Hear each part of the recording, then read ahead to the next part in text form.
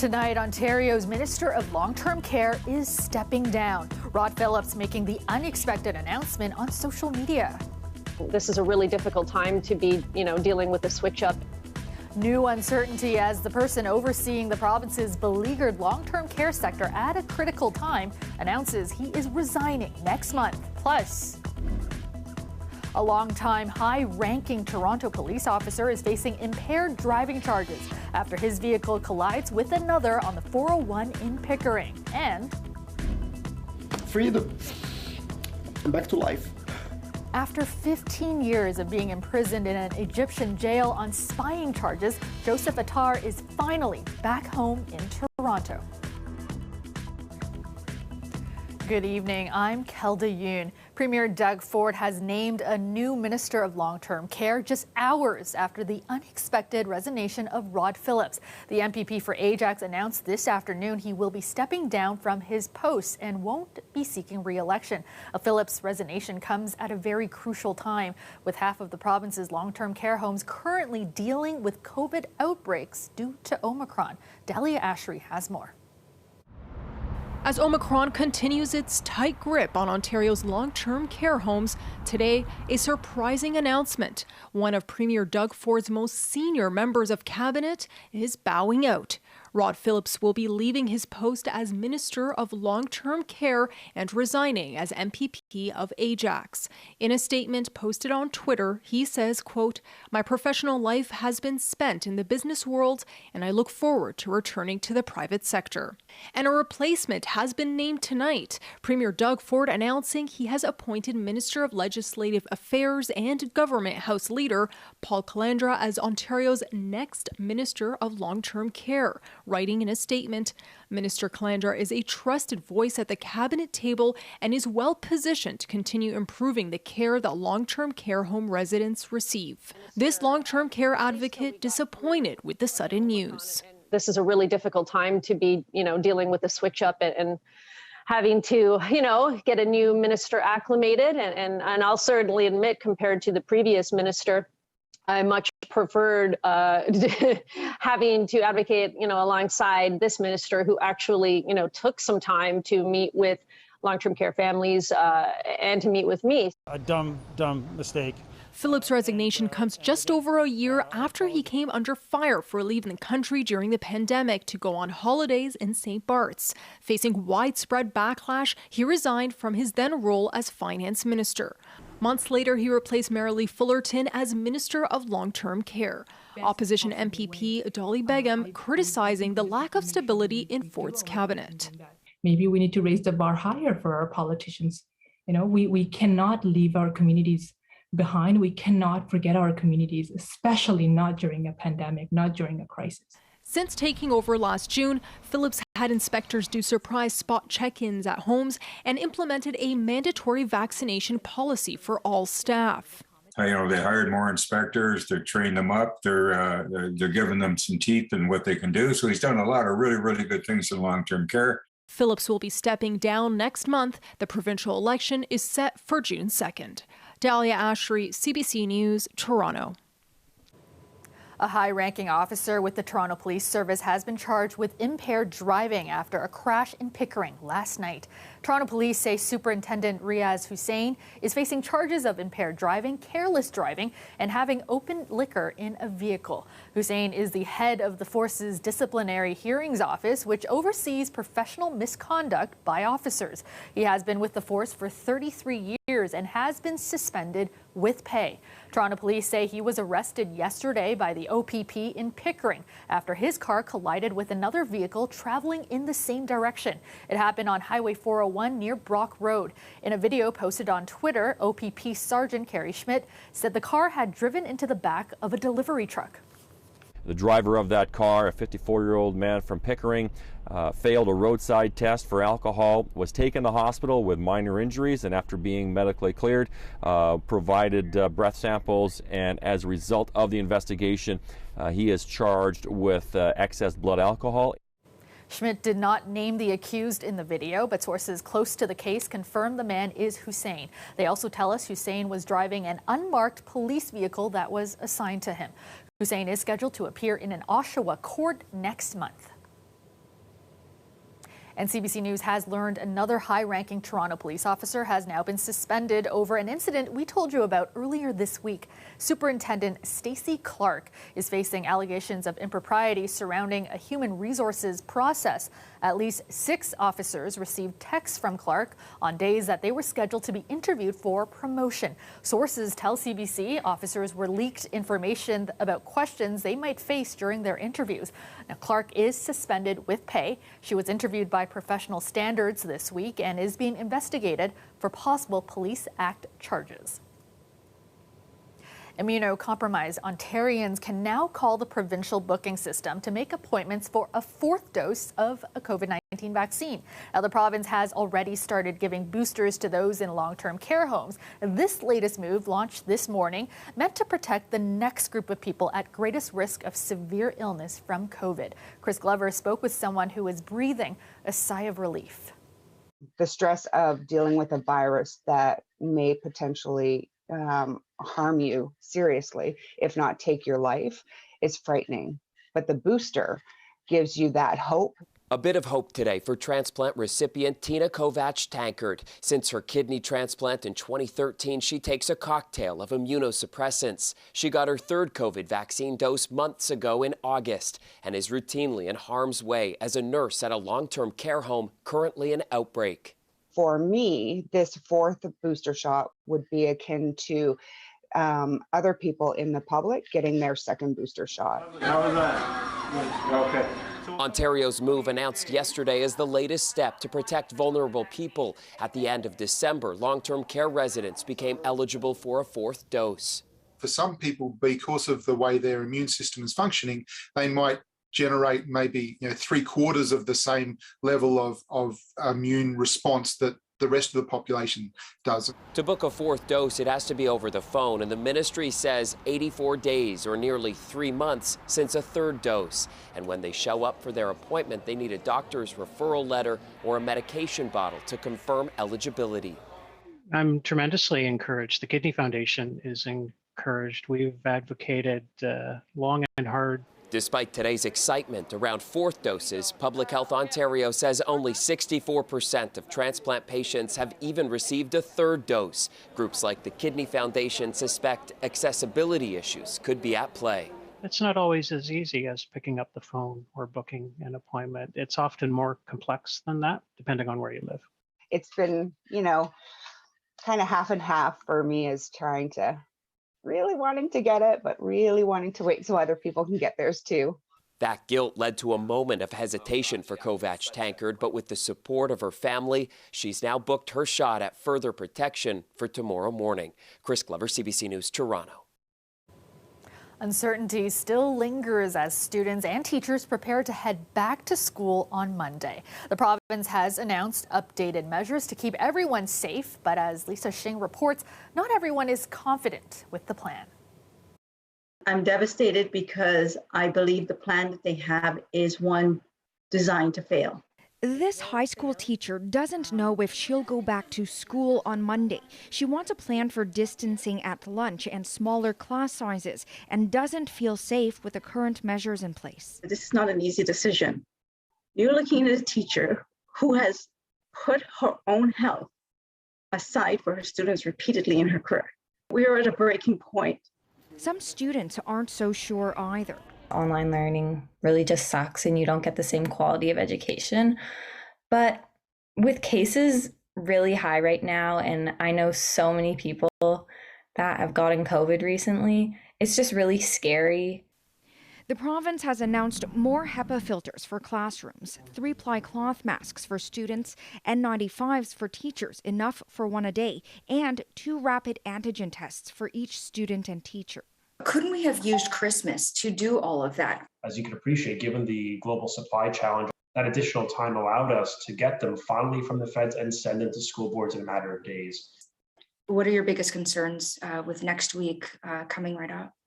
Yeah, I think, a top concern, of course, is related to ensuring we have access to people, to educators, to work in our schools. If schools are short-staffed, some boards say they could revert back to online learning. The country's biggest board says it might redeploy teachers and administrators to avoid that, to make sure students are properly supervised. If we can't be assured of that, then we have no other choice in some cases but to close the class or school to in-person learning. It will be an option of last resort, though. Despite the province deciding not to continue reporting cases, some boards, including Toronto's public and Catholic boards, will be reporting any cases they learn of. If a principal becomes aware of a confirmed case of COVID, that principal will share with that cohort or the class as a courtesy. While the rapid tests have been sent out, some schools have just received them, so it's not clear if everyone will be taking them home on Monday. Lisa Shing, CBC News, Toronto. Colette Kennedy joins us now with a first look at the forecast. And Colette, I was outside earlier tonight and it is very frigid out there. Boy, oh boy, Kelda, as we head into the weekend, we have two pretty extreme weather situations. One as we go in and the other as we come out of the weekend. So we're kind of bookended. Extreme cold warning in place for tonight into tomorrow morning as that temperature falls off with some extreme wind chills. Limit your time outdoors. Dress in layers if you need to be out there. Look after each other, your loved ones, and your pets as well. Now, the temperature today, this is back closer towards midnight, right? -2. And then it fell towards the morning hours, but from there really began falling into the afternoon, and it has continued that decline now as we're into the late evening and headed towards those overnight hours. Now, you're seeing there are some areas here, right, where we've got the clearer conditions, but the Niagara region a little more stubborn there with that wind flow in the lakes, and still a chance of seeing some intermittent flurries even as we go into tomorrow. Now, otherwise, we do get into some more sunshine, or at least a mix as we go through the weekend until we go through Sunday. It's late Sunday into Monday. This next system will be moving in that's going to be bringing the snow event. I'm going to go into much more detail on this coming up, so just stick around for that. But tonight, -21 for that overnight low. Look at these wind chills. And even tomorrow afternoon, I mean, Kelda, it warms up a little bit, but it's not exactly warm. Not at all. Thanks so much, Colette. Another day, another long line of people hoping to get their hands on rapid COVID tests. Without the testings going down, they're not giving testings to everybody as well. Yeah. So this is the only way to really keep track of what's going on with yourself and your family. It's better to be safe as of this moment than to rather than taking risks. This was the scene outside Fairview Mall this morning. It's part of the Ontario government's plan to provide access to free rapid tests to the public. The mall will host another rapid test pop-up site tomorrow morning at 9 a.m. Home at last. 45-year-old Joseph Attar is back in Toronto after serving a 15-year jail sentence for something he says he never did. Attar was arrested after arriving in Cairo in 2007, charged with spying for Israel while in Canada. Dale Manukduk has more on his homecoming. I can't believe I'm home. I can't believe I can see this again. After spending a third of his life in prison, Joseph Attar stares out a hotel window near Pearson International Airport. Really out of my head. I'm sorry.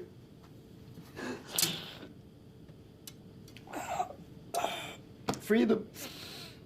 I'm back to life. 15 years ago, before converting to Christianity and changing his name, he was known as Mohammed El Attar. Life is much different now. My father and my mother deceased already. I have no family members whatsoever. They're all gone.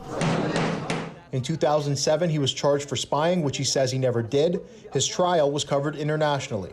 There, he made pleas to then Prime Minister Stephen Harper. Stephen Harper, Mr. Harper, I'm telling him that I am an innocent person. I never cheated Canada. He was sentenced to 15 years in jail with no conditional release and without an appeal process. 4 years later, in 2011, he began corresponding with now retired CBC News producer Stuart Einer, detailing the prison conditions. As I mentioned before, I'm in a cell with no light, no electricity, no warm water, no food.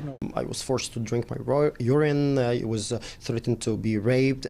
His letters were a combination of frustration at feeling his case was not being taken seriously by anybody. Attar says he wrote to Stephen Harper over 100 times and did not receive a response. He was able to connect through a smuggled-in cell phone with Majid El-Shafia, founder of One Free World International for Human Rights, who says he also experienced prison time in Egypt.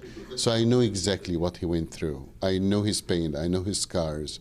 El-Shafia says the federal governments under both Harper and Justin Trudeau failed to put pressure on the situation. We saw the stories of the tale of the two Michaels, for example, and we saw really what the pressure can do. One Free World is helping to arrange housing for Attar, who has forgiven those who imprisoned him and is eager to restart his life. He hopes to work as a bank teller for CIBC as he did 15 years ago, a job he loved, and to clear his name. And full of positive energy again, to go back to my job, to my normal life, and to help the others. That's me. Dale Manukduk, CBC News, Toronto. Welcome back. Some Toronto businesses are branding themselves as #VeryAsian. It's an effort to embrace their cultural identities and to take back an expression that was used in a racist voicemail. A Korean-American TV anchor shared the voice message from a viewer who told her to keep her Korean to herself. Now, it quickly went viral and a movement was born. Farah Morelli has more. So think of a Swiss roll cake, but with a sweet and salty edge. A seaweed roll cake coated in pork floss and roasted seaweed. One of the specialties at La La Bake Shop, a Vietnamese bakery in the annex. But one of the shop's co-founders says people sometimes walk in, then leave, saying they thought it was a normal bakery. I decided to print off a sign that said, hey, we are a very Asian bakery. You are welcome to come in and ask us questions, maybe try something out. No pressure. Very Asian, a nod to this video posted by American TV host Michelle Lee. She's being very Asian. It shows her listening to a viewer complaining about a comment she made on air about enjoying dumpling soup. She can keep her Korean to herself. The #VeryAsian has now gone viral. As part of the Asian community, one of the things that so many of us have struggled with, it's been being really proud of who we are. Food blogger Fong Tran has embraced the hashtag in some of her posts. It was beautiful that a racist insult at the end of the day turned into messages of support, and it really showed the sense of community. We will not be silenced. The movement comes after a rise in anti-Asian racism brought on by the pandemic, and nearly a year after the Atlanta spa shooting that targeted mostly Asian women. We're at a moment now in public conversation where we can really point to the repercussions of this kind of casual racism. Michelle Cho says she's happy to see the hashtag resonate north of the border, but acknowledges there's still much work to do. Expressing pride in your culture is wonderful, but how does that translate into more durable and more impactful social change? Back at La La, the small sign in the window has led to an outpouring of support. I'm proud of who I am. I'm proud of where my parents came from. I'm proud of what my people bring to this country. So that's why it was really important, especially leading up to Lunar New Year, for us to say, we are a very Asian bakery. We're not going anywhere. Farah Morelli, CBC News, Toronto. A live look at the Toronto skyline, mainly clear tonight, and an extreme cold warning remains in place. Currently -16 in the city, but feeling more like -26. Let's go back to Colette now with a look at your extended forecast. And Colette, we have to take care out there this weekend. Yeah, Keldo, those extreme cold warnings that we have in place and we looked at a little bit earlier in the show. So those for tonight into tomorrow, it's going to be our kind of coldest day we'll be seeing for the weekend. And then Sunday, things moderate a bit. Sunday night, though, into Monday, that's when we get snow coming through. And Monday is going to be a nasty day on the roadways, especially towards eastern Ontario. Significant accumulations, and I am going to break that down in some detail. But let's show you the storm and the storm track, which is so important to this and to the amounts of accumulations. And it's only Friday, so this could change a little bit as we move forward. But it's this system here dipping all the way down in this trough, this upper low, dipping down in this trough in the jet stream, picking up moisture, even having an impact as far south as Florida, and then coming our way, but not bringing any Florida heat, that's for sure. Just bringing that moisture, that will combine with this cold air that we have going into the weekend, and this becomes a snow event through our area area. So it begins in most cases after midnight, a little bit earlier, though, through the Niagara region, and then carries on with the heaviest snow Monday morning with this track at this point, it looks like, and then continuing into the afternoon, but getting a little bit lighter through the GTA. Not the case into eastern Ontario, where it will continue to fall and continue to build up. So Monday is supposed to be, yes, back to school. We'll see what the situation is. We know the crews will be out there trying to take care of those roadways. But look at what a split decision it seems to be for the city. So it's points eastward where we're talking about those amounts being 15, 20 centimeters. In some cases into eastern Ontario could be over, yes, exceeding 40 centimeters. But westward from the city, it's going to be likely more in that 5 to 15, and probably you could put it at about 10. And so those are like communities that we're talking about to the west or northwest, like Brampton, but eastward towards Oshawa, getting into closer to those 20 centimeters or so. So really, really varied. This is what it looks like in southwestern Ontario tonight. It feels like minus 20 to minus 25. Feels like minus 15 tomorrow, even though the temperatures are a little better. Extreme wind chill tonight, extreme cold, and even tomorrow afternoon. Still some dangerous conditions that you have to be wary of. At least we'll have the sunshine, though, to come along with that into Saturday. And keep an eye on things for Monday as that tweaks a little bit as we get closer to the event, Kelda. All right. Thanks so much, Colette.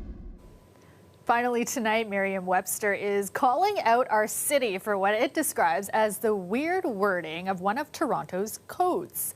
A code 608 reads, "Dogs that dig holes must have owners fill them in immediately," suggesting that dogs are allowed to dig holes if they agree to notify and compel their owners to fill them. Now, the dictionary publisher asked its Twitter followers to reword the sign by filling in the blanks. The general consensus was that the sign should say, "Owners must immediately fill holes their dogs dig." But they also gave a special shout out to one follower who took a different approach, filling in the blanks to read, "Owners, be responsible, fill the holes. You dig?" And that's our show for you tonight and for the week. Thank you so much for watching. Shannon Martin has your next local newscast tomorrow at 6. I will see you back here on Monday. Have a great weekend, everyone.